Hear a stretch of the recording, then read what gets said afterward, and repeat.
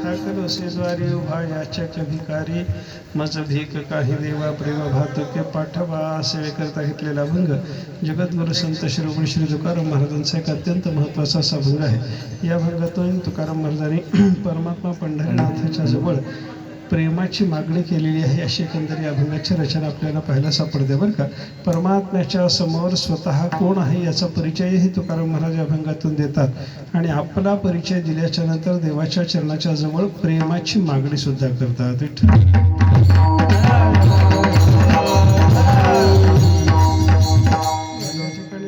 गोष्टी आपल्याला विचारात घेतल्या पाहिजेत बरं का. मागणारा कोण आहे त्याचाही विचार करा, कोणाजवळ मागतो आहे त्याचाही विचार करा आणि काय मागतो आहे याचाही विचार करा बरं का.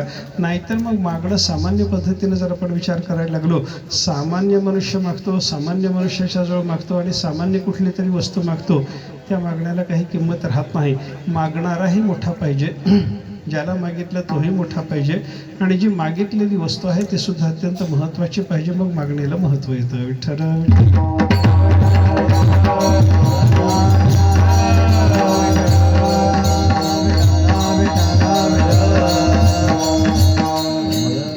बद्दल बोलत असताना शास्त्रकारांनी असं सांगितलं की मागणं ही सुद्धा एक मोठी कला आहे बरं का.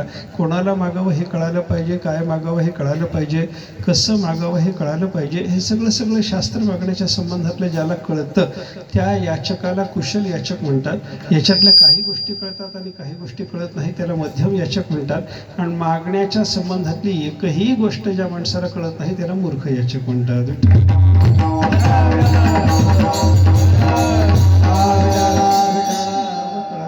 कोणाला मागावं कळालं पाहिजे. आपल्याला जे पाहिजे आहे ते ज्याच्याकडे मिळण्याची शक्यता आहे त्याच्याकडे जाऊन जर हात पसरला तर काहीतरी मिळेल, नाही तर काही मिळत नाही. बघा तुम्ही, आपल्याला 1,00,000 रुपये जर पाहिजे असतील, एखादं मला मोठं काम करायचं आणि ते काम करण्याकरता मला वर्गणी गोळा करायला निघालो, मला 1,00,000 रुपयाची समजा अपेक्षा आहे. मग आता 1,00,000 रुपये मला मिळावेत असं जर वाटत असेल तर मी एका भिकाऱ्याजवळ जाऊन मागायला लागलो तर त्याला काही अर्थ आहे का? तो माझे 1,00,000 रुपये देईल का? 1,00,000 रुपये त्याच्यापासून मिळण्याची शक्यता आहे का? असा विचार आपण लक्षात घेतला पाहिजे बरं का. शांत राहा, शांत राहा, शांत राहा, शांत राहा, शांत राहा. विठ्ठल विठ्ठल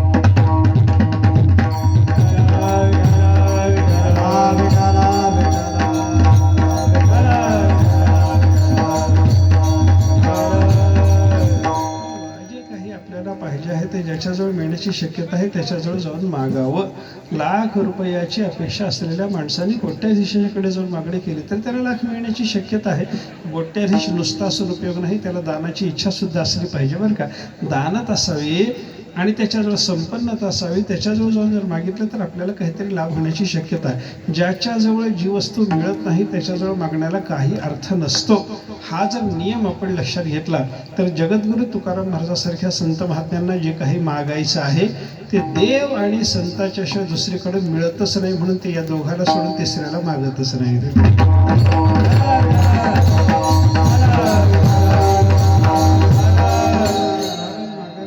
तर तुकाराम महाराजांसारखा संत महात्मा मागायला निघाला तर देवाला तरी मागेल, नाहीतर साधू पुरुषाला तरी मागेल. तिसऱ्याच्याकडे यांची मागणी आहे असं आपल्याला कधी दिसायचं नाही.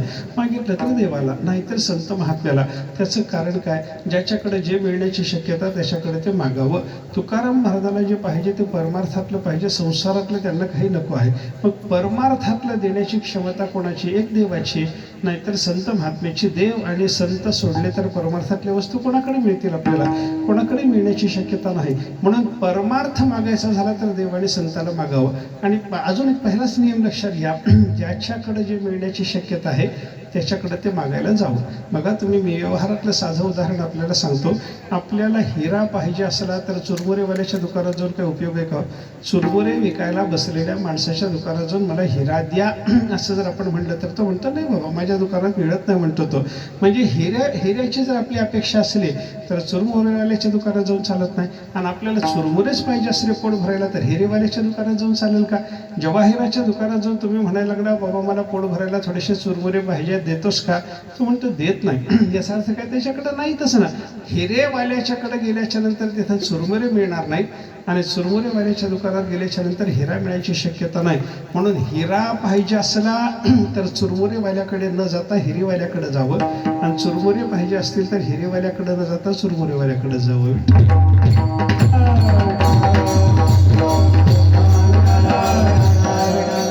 जसा व्यवहारातला नियम आहे तसाच इकडे शास्त्रामध्ये सुद्धा नियम लावून घ्या ना. आपल्याला संसारातलं काही पाहिजे असलं तर संसारी जीवाकडे जा, आणि आपल्याला परमार्थातलं काही जर पाहिजे असलं तर देव किंवा संताच्याकडे जाण्याशिवाय गती नाही. हिरेवाल्याकडे गेल्याशिवाय हिरा जसा मिळत नाही, तसं परमार्थातल्या वस्तूची मागणी करायची झाली तर संत आणि देवाच्याकडे गेल्याशिवाय गती नाही. हा भाग लक्षात घ्या बरं का. आता त्याच्यात अजून या दोन दुकानदाराचा विचार करताना आपल्याला असं म्हणता येतं की चुरमुरेवाल्याकडे जाऊन आपण हिरा मागितला कधीच मिळत नाही, पण हिरेवाल्याच्याकडे जाऊन मला थोडे चुरमुरे बाबा देच म्हणलं तर तो म्हणतो माझ्या दुकानात नाहीत, पण तुला मी आणून खाऊ घालतो म्हणतो.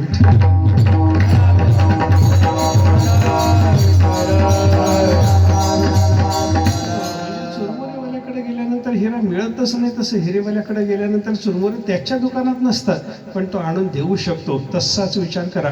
आपण संसारी जीवाच्या बाजारात गेलो आणि त्यांना परमार्थातलं काही मागायला लागलो, संसारी माणसं आपल्याला काही देऊ शकत नाहीत. पण परमार्थाच्या दुकानात जाणं, देवाच्या किंवा संताच्या दुकानामध्ये गेल्याच्या नंतर समजा आपल्याला संसारातलं काही मागायची इच्छा झाली तर संत महात्मे आणि देव सांगतात की बाबा आमच्या दुकानामध्ये ते नाही, पण तुला जर पाहिजे असलं तर आणून द्यायची आमची तयारी आहे.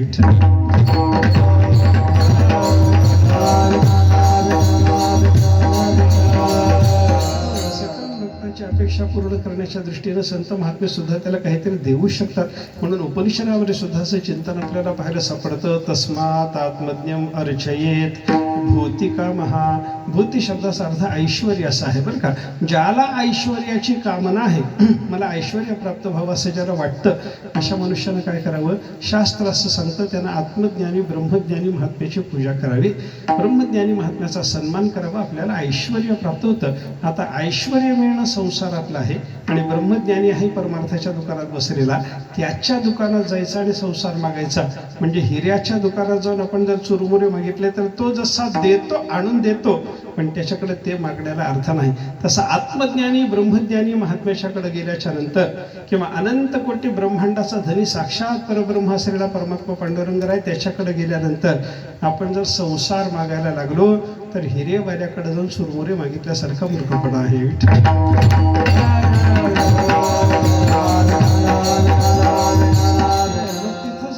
मागावं, देवाच्या जवळ जाऊन काय मागावं आणि संताच्या जवळ जाऊन काय मागावं याचा जर विचार आपण केला तर देव आणि संताच्याकडे मागणी करत असताना परमार्थातल्या वस्तूचीच मागणी केली पाहिजे.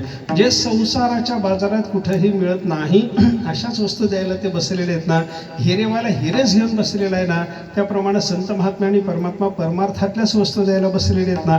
मग परमार्थातल्या वस्तू देण्याकरता बसलेल्या संताला आणि परमार्थातल्या वस्तू देण्याकरता बसलेल्या परमात्म्याला संसारातल्या वस्तू मागण्यात अर्थ नाही बरं का. संसार ते देतील आपल्याला, हा आणून देतील. हिरेवाला जसा चुरमुरे आणून देतो तसं संत महात्मा आणि परमात्मा आपल्याला संसारातल्या वस्तू आणून देतीलही, पण ते मागण्याला अर्थ नाही. मग हिरेवाल्याकडे गेल्यानंतर काय करावं?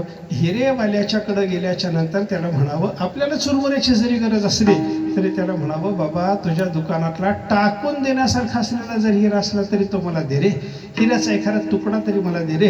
कारण तो हिऱ्याचा तुकडा याला टाकून देण्यासारखा जरी असला तरी बाजारात गेल्याच्या नंतर पुन्हा त्याचे लाखो रुपये आपल्याला येतातच. विठ्ठल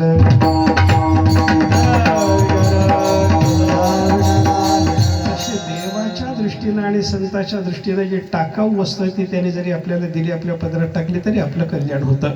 म्हणून देव आणि संत यांच्याकडं गेल्याच्या नंतर संसारातलं काही मागायचं नसतं, परमार्थातलंच मागायचं असतं. म्हणून तुकाराम महाराजांना जर परमार्थातलं काही पाहिजे असलं तर तुकाराम महाराज कोणाला मागणार? देवालाच मागणार आणि संतालाच मागणार. मागणे ते तुझं मागो, जीव भाव तुझं सांगो, लागो तरी लागो पाया तुमच्या दातारा. मागणे ते तुझं मागो. देवा आम्हाला जे काही मागायचं आहे आम्ही ते तुलाच मागणार आहोत. जीव भाव तुझं सांगो. आमच्या मनातली गुप्त गोष्ट सांगायची झाली तर देवा आम्ही तुलाच सांगणार आहोत. आणि लागो तरी लागो पाया तुमच्या दातारा. देवा श्रद्धा भक्तीपूर्वक नमस्कार करायचा झाला, पायाला लागायचं झालं तर देवा तुझ्याशिवाय आम्ही कोणाच्या पाया सुद्धा पडणार नाही म्हणतात महाराज. विठ्ठल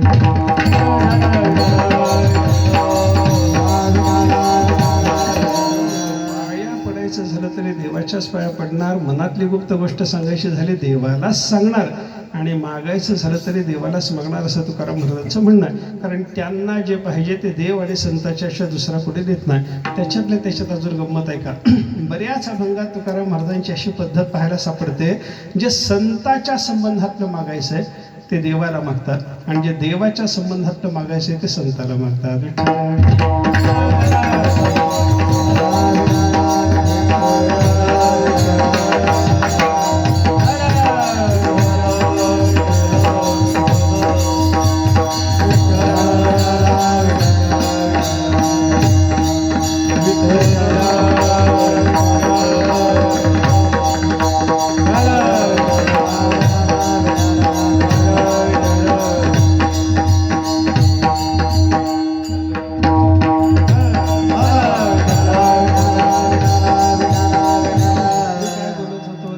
संबंधातलं जे मागायचं ते संताला मागतात आणि संताच्या संबंधातलं मागायचं ते देवाच्याकडे मागतात. अशा पद्धतीचा प्रकार तुकाराम महाराजांचा अनेक ठिकाणी आपल्याला पाहायला सापडतो बरं का. मी उदाहरण देतो, तुकाराम महाराजांच्या अभंगातून एकच उदाहरण सांगतो प्रत्येकाच्या करता बरं का. देवाच्या बद्दल तुकाराम महाराजाला मागायचं होतं. देवाची नवविधा भक्ती तुकाराम महाराजाला पाहिजे होती, पण ती नवविधा भक्ती तुकाराम महाराज कोणाला मागतात? तुमची दासीचा दास करुणी ठेवा, तुमची दासीचा दास करुणी ठेवा, तुमची दासीचा दास करुणी ठेवा, तुमची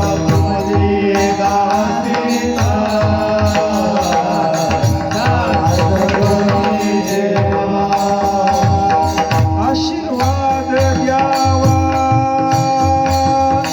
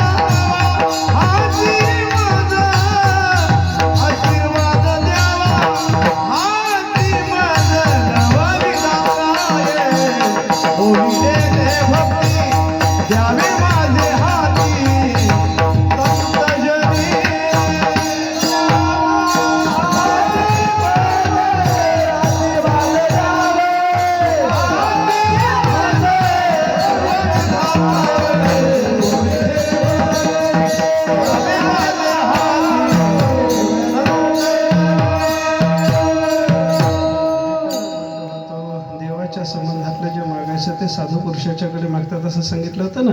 तुकाराम महाराजाला नवविधा भक्ती मागायची होती. परमात्म्याची 9 प्रकारानं भक्ती करता येते, तेव्हा ती भक्ती मागायची होती तुकाराम महाराजाला. तर देवाला मागत बसले का? भक्ती आहे देवाच्या संबंधातली, पण मागतात कोणाला? तर संत महात्म्याला. तुमची दासीचा दास करुणी ठेवा, आशीर्वाद द्यावा हाची वज नवविधा काय बोलली जे भक्ती द्यावी माझे हाती संतजनाने एक काम करावं, त्यांच्या दासाचा दास करून ठेवावं आणि मला एक आशीर्वाद द्यावा, माझ्या हातामध्ये नवविधा भक्ती देऊन टाकावी. म्हणजे नवविधा भक्ती मागायची होती. नवविधा भक्ती आहे देवाच्या संबंधातली, पण ती देवाच्या संबंधातली नवविधा भक्ती मागत असताना देवाला न मागता तुकाराम महाराज संतांना मागतात.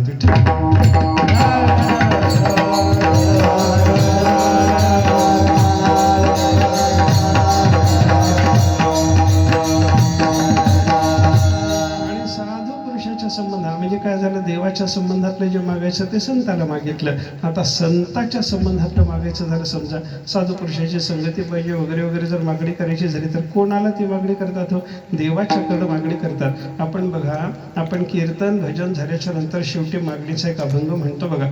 देवाच्या समोर मागणी केलेली की नाही, मागणे ते एक तुझं प्रती आहे देशी तरी पाहे पांडुरंगा. तुकाराम महाराजांनी काय सांगितलं, देवा पांडुरंगा तुला एक मागायचं आहे. कोणाला मागायचं आहे? पांडुरंगाला. आणि काय मागायचं आहे? हो, काय मागायचं आहे? मागणी ते एक तुझं प्रती आहे देशी तरी पाहे पांडुरंगा. या संतासी निरवी हे तू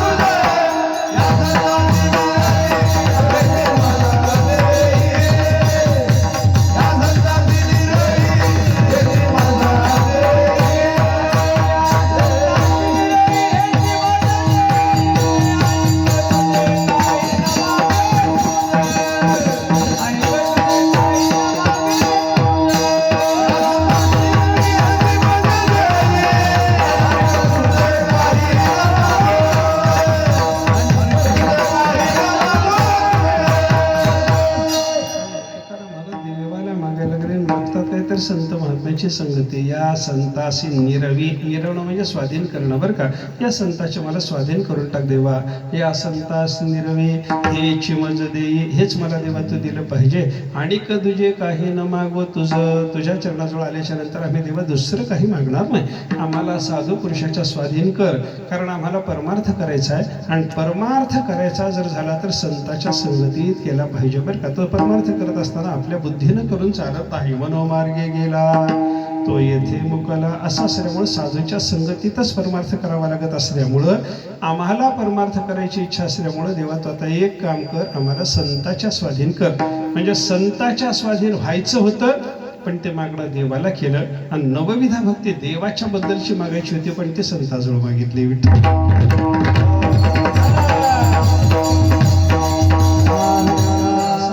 ठिकाणी प्रकार जरी पाहायला सापडत असला तरी काही वेळेला मात्र गंमत अशी असते, संताच्या संबंधातलं मागणं संतालाच करतात आणि देवाच्या संबंधातलं मागणं देवालाच करतात. प्रस्तुत अभंगातला जर प्रकार आपण पाहिला तर तुकाराम महाराज देवाच्या संबंधातलं प्रेम मागतात, पण ते प्रेम मागत असताना महाराजांनी दुसऱ्याला न मागता देवालाच मागितलं.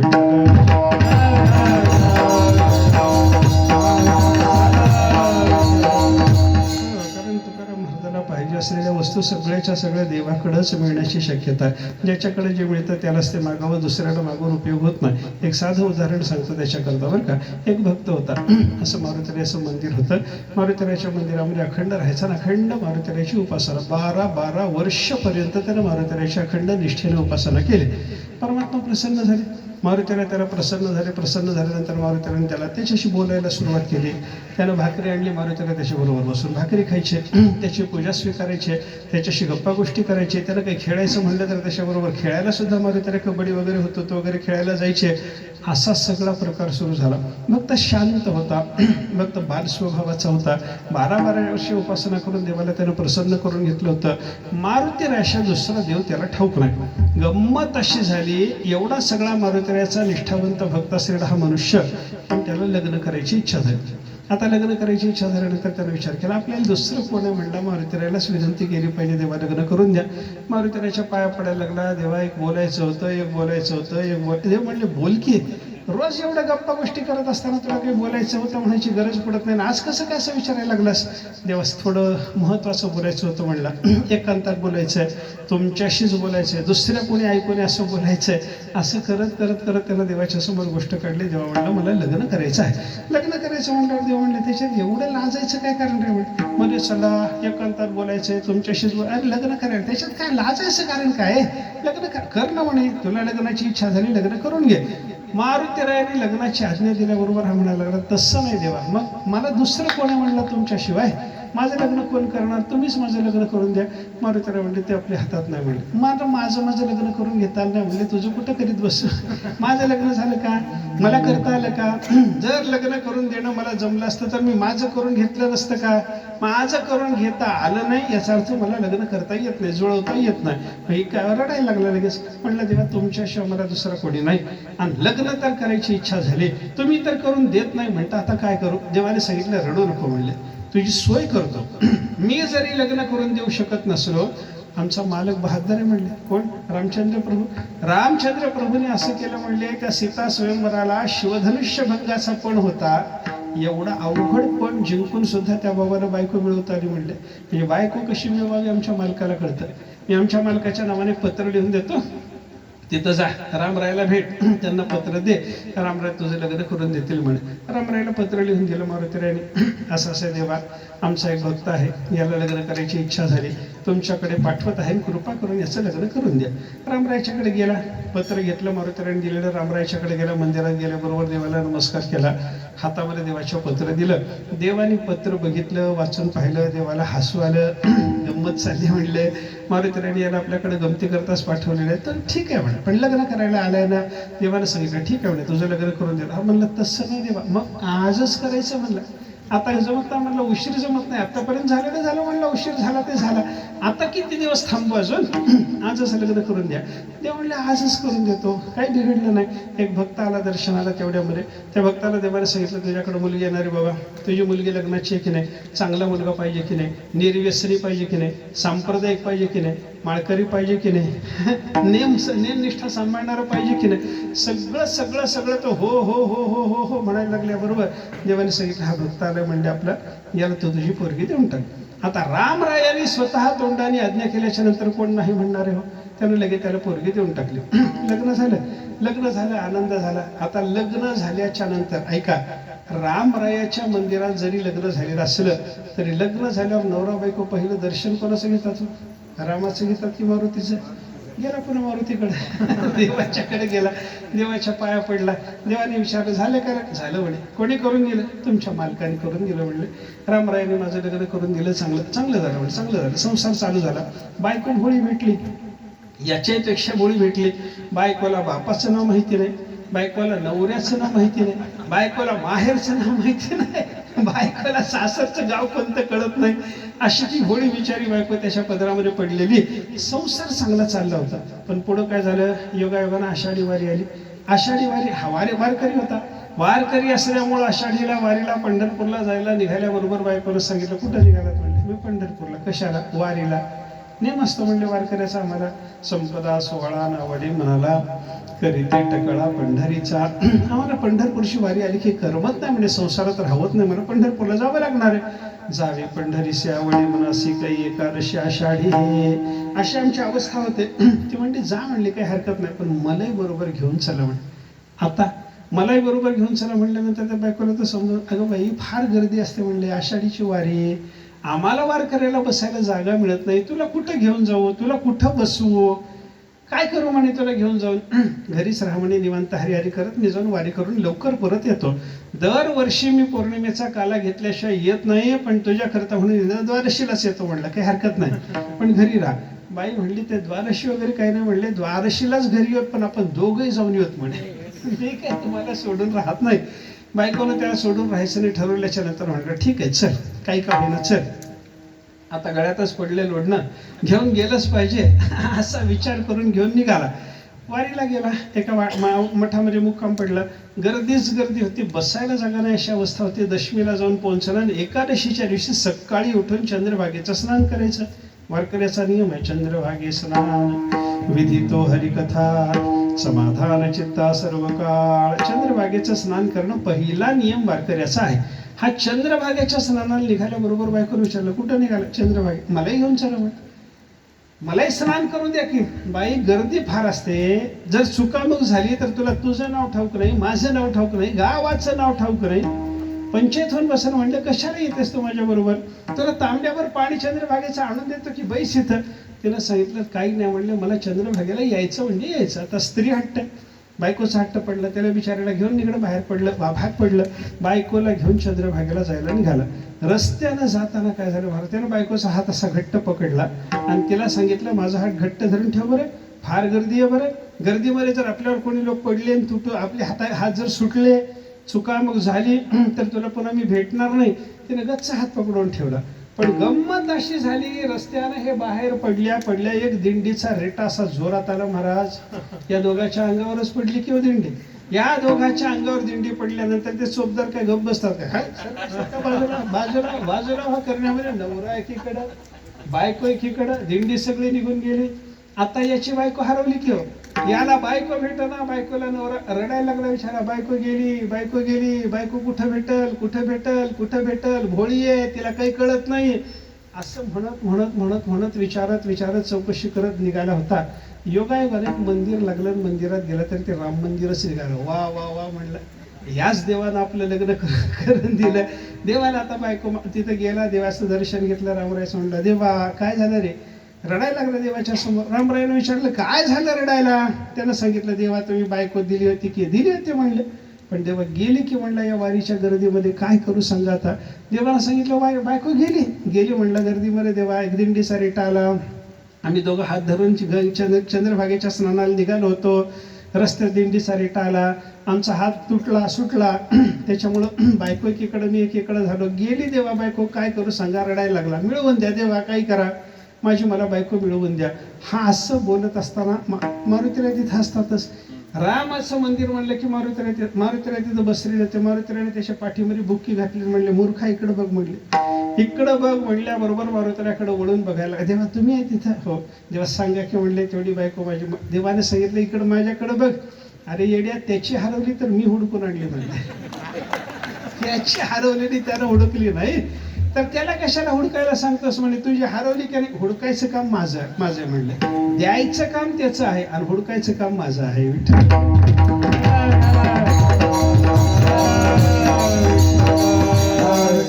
याचा अर्थ काय झाला, बायको मिळवायची झाली तर रामाला मागावं आणि हरवलेली हुडकायची झाली तर मारुतीरायाला मागावं. याचा अर्थ जे ज्याच्याकडे मिळायची शक्यता आहे ते त्याच्याकडे मागावं. विठ्ठल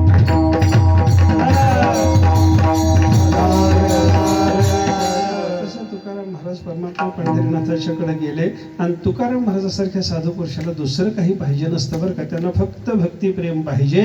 म्हणून या भक्तिप्रेमाची मागणी करण्याकरता महाराज देवाच्या दारात गेले. दारात उभे राहिले. मी कोण आहे ते महाराजांनी स्वतःचा परिचय देऊन पहिल्या चरणामध्ये अभंगाच्या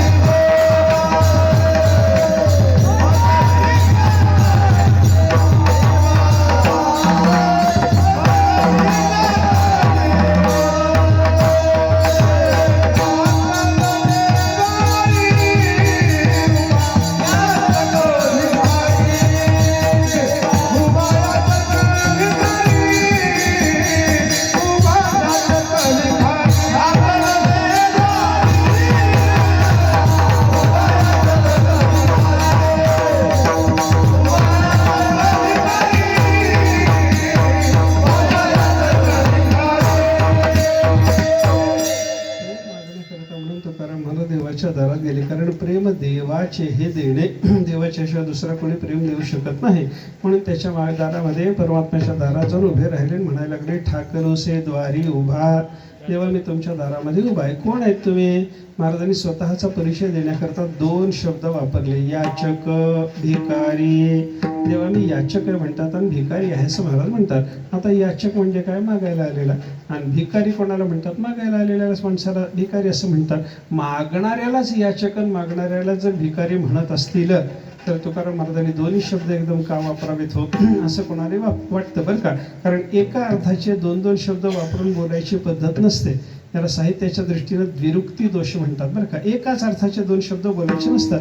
बघा तुम्ही, आपण एखाद्याच्या घरी गेलो, बैठकीत बसलो, आपल्याला तहान लागली, समोर एखाद्या घरातला लहानसा मुलगा आला तर त्याला पाणी आणायला सांगतो की नाही आपण? मग पाणी आण असं म्हणतो का पाणी जल घेऊन ये आण असं म्हणतो? पाणी जल एकच आहे, घेऊन ये तेच आहे, आण तेच आहे. मग पाणी आण तरी म्हणा, जल घेऊन ये तरी म्हणा, पण पाणी जल घेऊन ये आण असं 2-2 शब्द बोलून 2-2 शब्द वापरून बोलायची पद्धत नसते. मग तसं याचक आणि भिकारी जर दोन्ही शब्दाचा अर्थ एकच असेल तर तुकाराम महाराजांनी दोन्ही शब्द का वापरले असं कोणाला वाटण्याची शक्यता आहे. पण इथे या दोन्ही शब्दाचा अर्थ वेगळा करावा लागतो आपल्याला बरं का. कसा वेगळा करायचा त्याचा विचार जर करायचा झाला तर पहिल्यांदा तुकाराम महाराज सांगतात की बाबा मी याचक आहे. याचक आहे, याचक शब्दाचा अर्थ काय? मागायला आलेला आहे. मग मागायला आलेले जे माणसं असतात ना, त्या मागायला आलेल्या माणसामध्ये 2 प्रकार असतात. काही श्रीमंत माणसं सुद्धा कोणाच्या दारावर मागायला जाऊ शकतात आणि काही भिकारी माणसं दुसऱ्याच्या दारावर मागायला जाऊ शकतात. तसा मी श्रीमंत याचक नसून भिकारी याचक आहे असं तुकाराम महाराजांचं म्हणणं आहे. विठ्ठल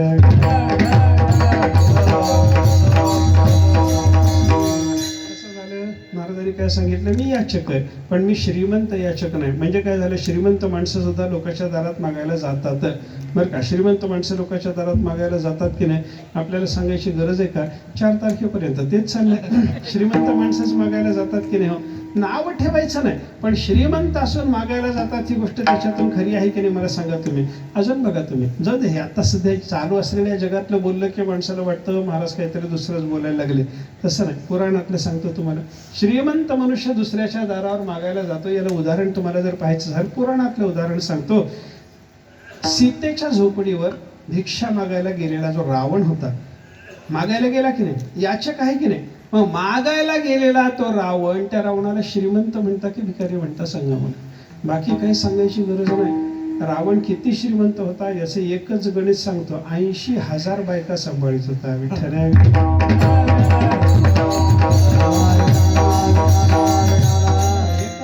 परिवार सांभाळता सांभाळता सामान्य माणसाला जर परेशानी होत असेल आणि या रावणानं 80,000 बायकाचा परिवार सांभाळा जर असेल तर श्रीमंत म्हणता की भिकारी म्हणता? बोला ना.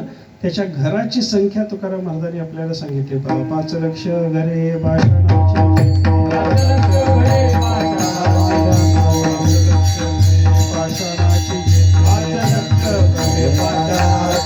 7 लक्ष तेथे वीट बंदी, 7 लक्ष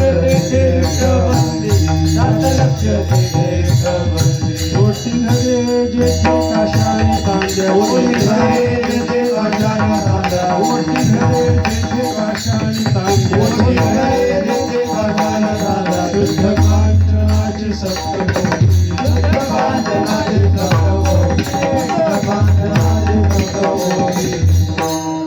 मालकीच्या घराची संख्या तुकाराम महाराजांनी सांगितली. त्याच्यातूनही त्याची श्रीमंती कळते. एक घर माणसाला जर चांगलं मोठं असलं तर माणसाला श्रीमंत म्हणतात. चांगलं घर एखाद्याच्या मालकीचं असलं ना त्याला घर आहे म्हणतात.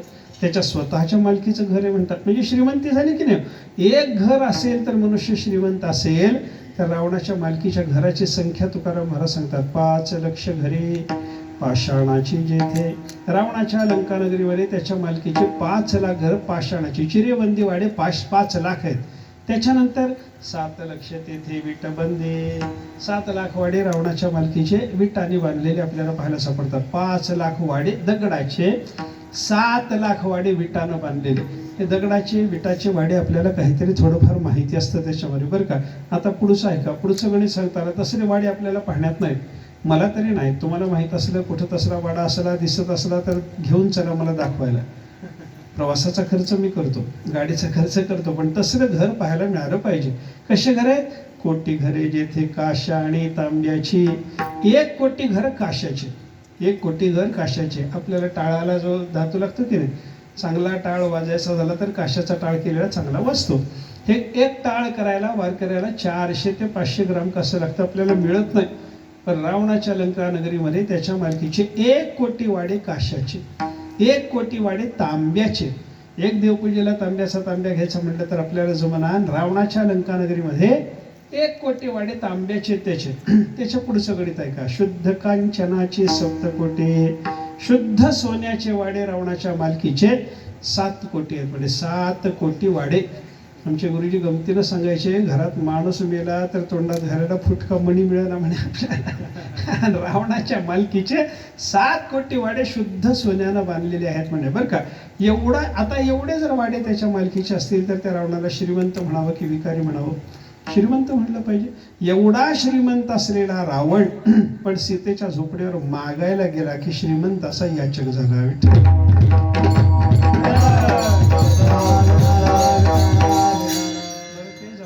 रावणाचं म्हणजे राक्षसाचं उदाहरण आहे, तुम्हाला पटलं नसलं देवाचं सांगतो. बलिराजाच्या दारावर मागायला गेलेला जो हा भगवान महाविष्णू होता, वामन रूपाने गेलेला हा महाविष्णू, त्याच्यासारखा श्रीमंत कोणी का?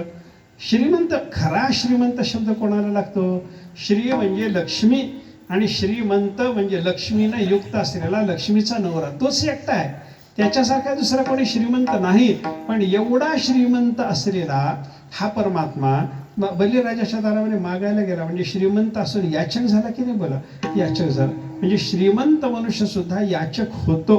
तुकाराम महाराजाला सांगायचे, देवा मी असला श्रीमंत याचक नाही. बरं, याचक भिकारी, मी भिकारी याचक आहे, श्रीमंत याचक नाही.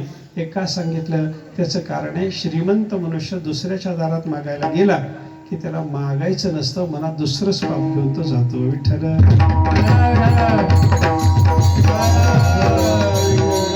सीतेच्या झोपडीवर गेलेला रावण, त्याला भिक्षा मागायची होती का मनात दुसरं पाप होतं? सीता पळवण्याचं पाप घेऊन तो गेलेला होता.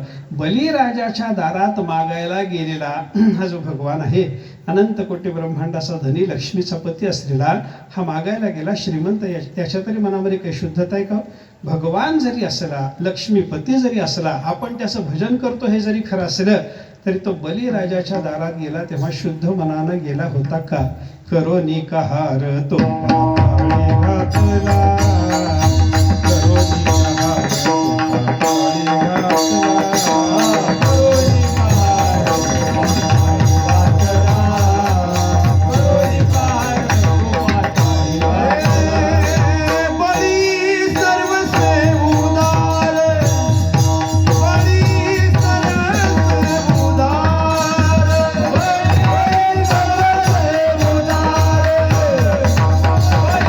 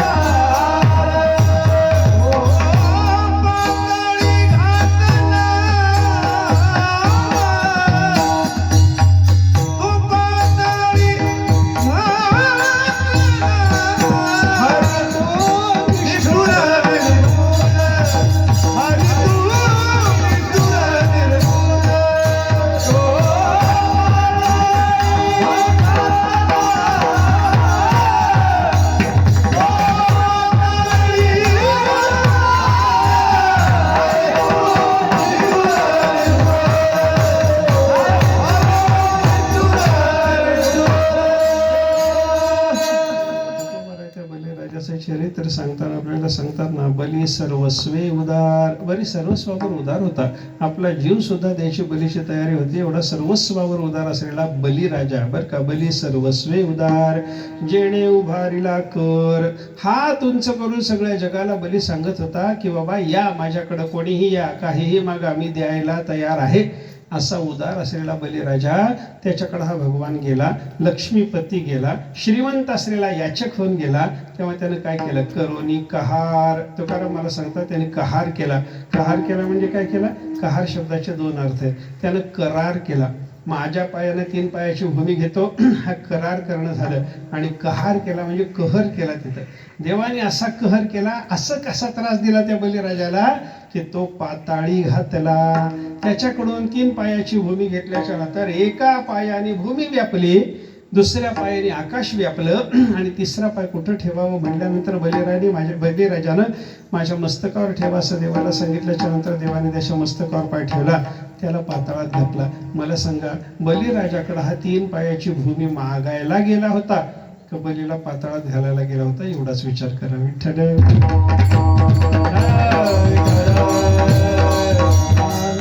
अर्थ असा झाला की श्रीमंत मनुष्य दुसऱ्याकडे मागायला गेला की असं काहीतरी मनामध्ये पाप असतं. महाराज देवाला सांगतात, देवा मी श्रीमंत याचक नाही, बरं माझ्या मनात काही पाप नाही, मी तुम्हाला त्रास देणार नाही, शुद्ध मनानं मी तुमच्याकडे आलेला आहे, तुमच्या दारामध्ये उभा आहे. ठाकरसे द्वारी उभा याचक भिकारी. मी भिकारी आहे, याचक आहे, आणि देवा तुमच्या दारात उभा आहे. असं म्हणल्यावर देवाने विचारलं, तुम्हाला काय पाहिजे? महाराज ते दुसऱ्याच्या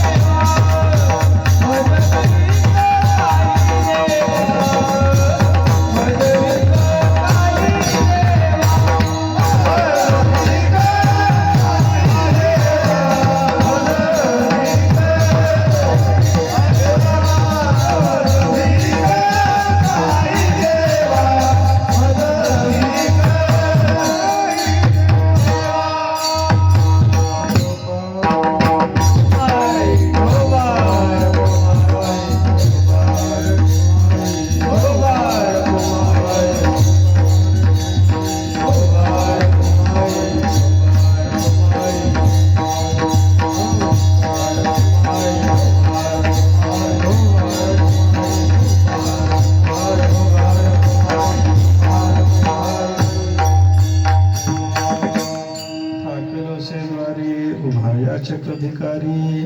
मज भीक काही देवा प्रेम भातुके पाठवा. संत शिरोमणी जगद्गुरु तुकाराम महाराज अभंगातून मागणी करतात. आपण त्या मागणीचा विचार पाहतो. आजची सेवा विशेष करणारी आहे. आपल्याला सगळ्यांना माहिती आहे, आमच्या आदरणीय नकाते गुरुजीच्या सेवानिवृत्तीचा आजचा दिवस असल्यामुळे त्यांच्या सेवानिवृत्तीच्या निमित्तानं आजचा हे सेवेचं कीर्तन आहे बरं का. कसं आहे बघा, सेवा केल्याच्या नंतर देवाच्या जवळ प्रसाद मागण्याचा अधिकार असतो.